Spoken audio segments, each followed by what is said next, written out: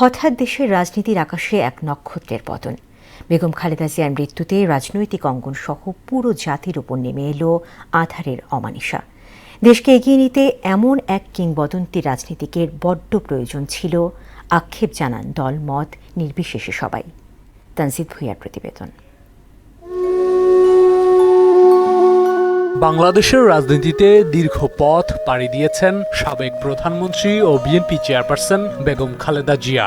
গণতন্ত্র প্রতিষ্ঠার ক্ষেত্রে তিনি ছিলেন লড়াকু সৈনিক। দীর্ঘ এবং বর্ণাঢ্য রাজনৈতিক জীবনে দেশ এবং মানুষের সেবায় অনড় অবস্থানের কারণে তিনি হয়ে ওঠেন আপসহীন নেত্রীর এক উজ্জ্বল দৃষ্টান্ত।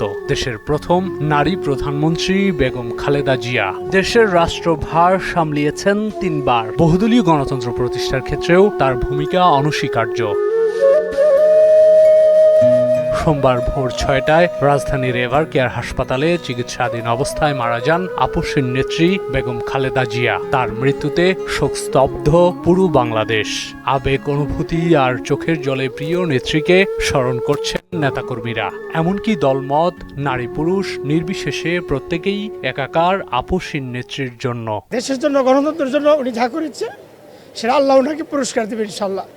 আমাদের ভারপ্রাপ্ত চেয়ারম্যান তারেক রহমান জিয়া পরিবার যতদিন বেঁচে থাকবে ততদিন এই বাংলাদেশের সার্বভৌমত্ব গণতন্ত্র দিকে কেউ চোখ আঙায় তাকাতে পারবে না। বেগম খালেদা জিয়ার মৃত্যু মেনে নেওয়া কষ্টকর বললেন এভার কেয়ার হাসপাতালের সামনে যাওয়া নেতাকর্মীরা। ম্যাডামের স্মৃতি নিয়ে, ম্যাডামের আদর্শে আমরা যারা বিএনপি দল করি তারা ম্যাডামের আদর্শ নিয়ে আমাদের বেঁচে থাকতে হবে। বটবৃক্ষকে হারিয়ে দেশ জাতি আমরা নেতাকর্মীরা অত্যন্ত গভীর শোকাহত।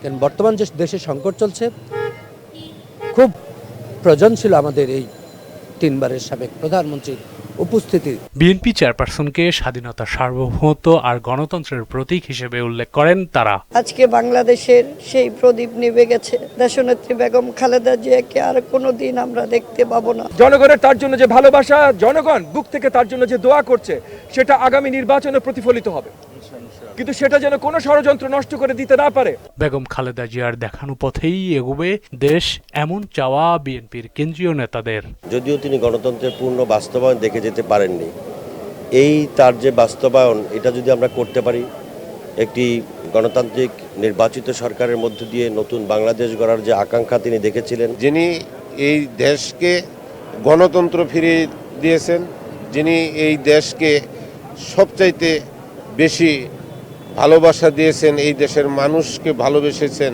এভার কেয়ার হাসপাতাল থেকে বের হয়ে সাংবাদিকদের সঙ্গে কথা বলেন দলটির স্থায়ী কমিটির সদস্য ডক্টর আব্দুল মঈন খান। বলেন, বিএনপি চেয়ারপারসন বেগম খালেদা জিয়া আপসহীন রাজনীতি করে গেছেন। সেই দেশ নেত্রী বেগম খালেদা জিয়া আজকে পৃথিবী থেকে বিদায় নিয়েছেন। আমরা বিশ্বাস করি বাংলাদেশের মানুষ চিরদিন তাকে স্মরণ রাখবে। তানজিদ ভুঁইয়া, মোহনা সংবাদ, ঢাকা।